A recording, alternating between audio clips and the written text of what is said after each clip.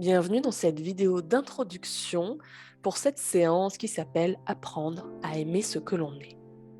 Je vous invite à d'abord fermer les yeux pour entendre avec toute la réceptivité et la disponibilité dont vous êtes capable ce morceau de texte qui est un poème de Nelson Mandela.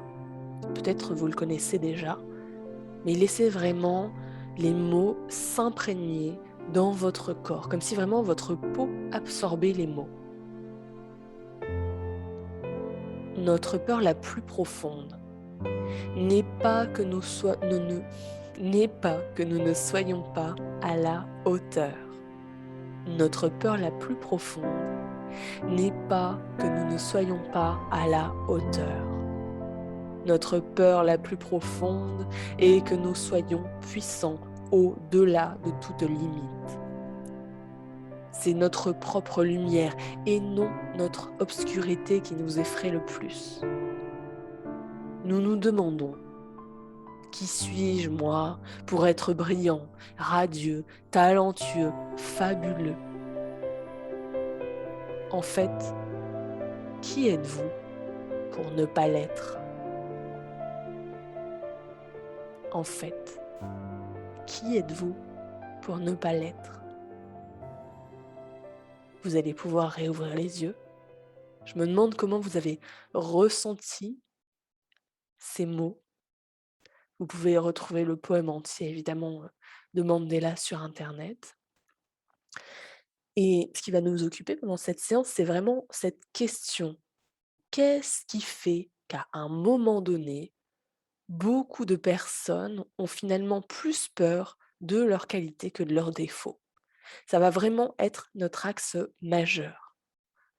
Vous allez explorer vos qualités dans un premier exercice, vraiment tout ce qu'il y a de plus merveilleux à l'intérieur de vous. Et je suis à peu près sûre que même ceux qui pensent avoir déjà une bonne estime, déjà, s'accepter et s'aimer, comme ils sont, en faisant cette séance, ils vont découvrir de nouvelles choses, des nouveaux endroits, des nouveaux talents, des nouvelles possibilités encore plus belles. Mais peut-être que pour vous, elles vous semblent en fait habituelles. Ou simplement, peut-être que vous n'avez pas appris à regarder dans cette direction. Peut-être qu'il y a des choses qui vous semblent normales, alors qu'en fait, c'est unique. C'est quelque chose qui vous est vraiment propre. Donc le premier exercice, l'idée, ça va être de travailler sur vos qualités.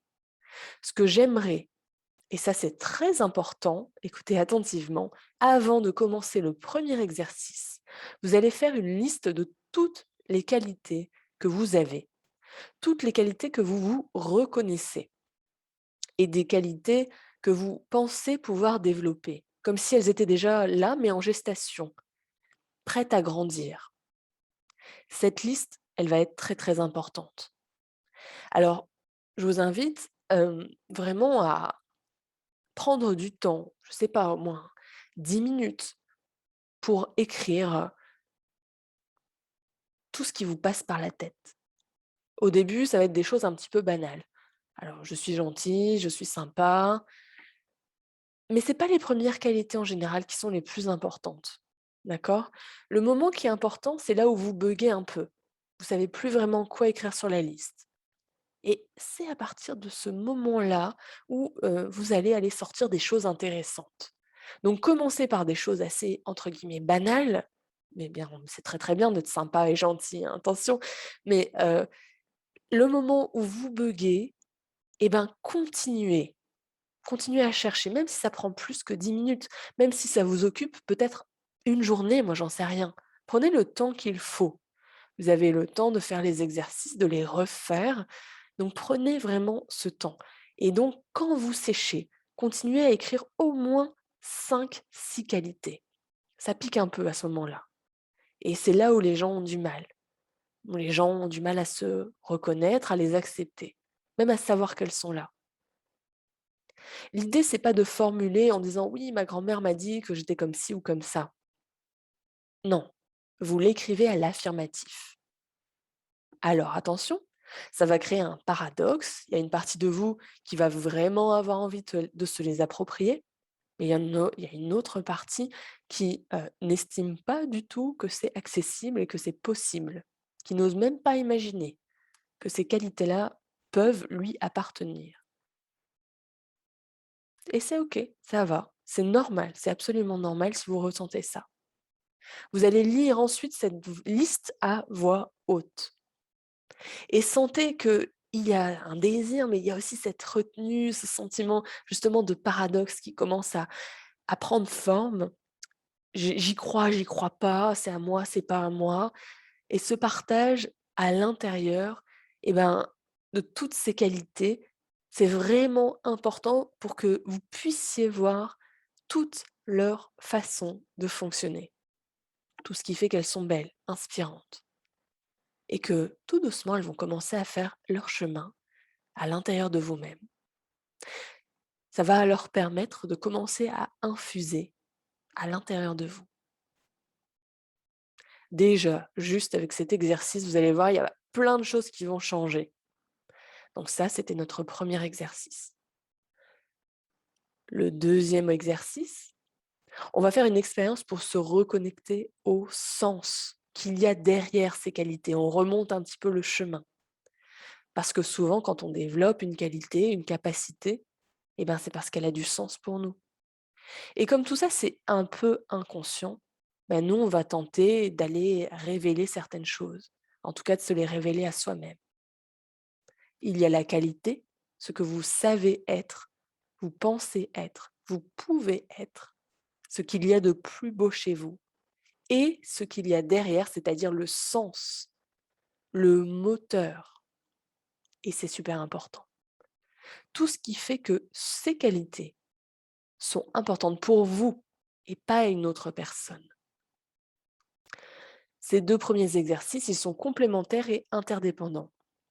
Vous allez gagner à les faire et les refaire plusieurs fois, comme s'il pouvait y avoir des couches de construction pour aller plus loin dans la définition des qualités, pouvoir se les approprier, les ressentir, les observer, vraiment jusqu'à les épouser, avoir vraiment la sensation qu'elles font partie de vous, dans votre corps. Et tout ça, ça va augmenter votre estime de vous-même. Ensuite, on va terminer par un dernier exercice. Ici, dans ce troisième et dernier exercice, le but, ça va être de trouver votre singularité, votre unicité. L'estime, l'amour de soi, ça se définit notamment à travers du regard de l'autre. Mais si je me définis par rapport à ce que l'autre aimerait que je sois, eh ben, j'en deviens prisonnier.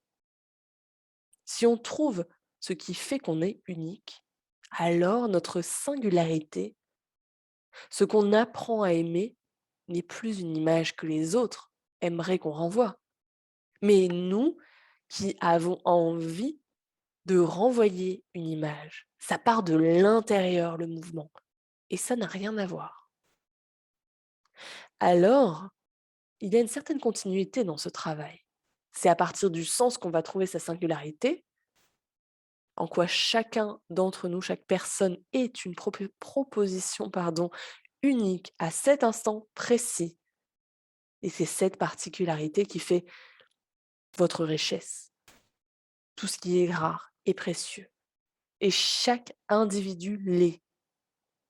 C'est même plus que de la rareté, parce qu'en fait, vous êtes une proposition unique, subjective.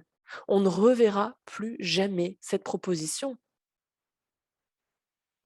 Et donc, l'idée, ça va être d'apprendre à aimer cette unicité dans toutes ses composantes, dans toutes ses caractéristiques, dans toutes ses nuances.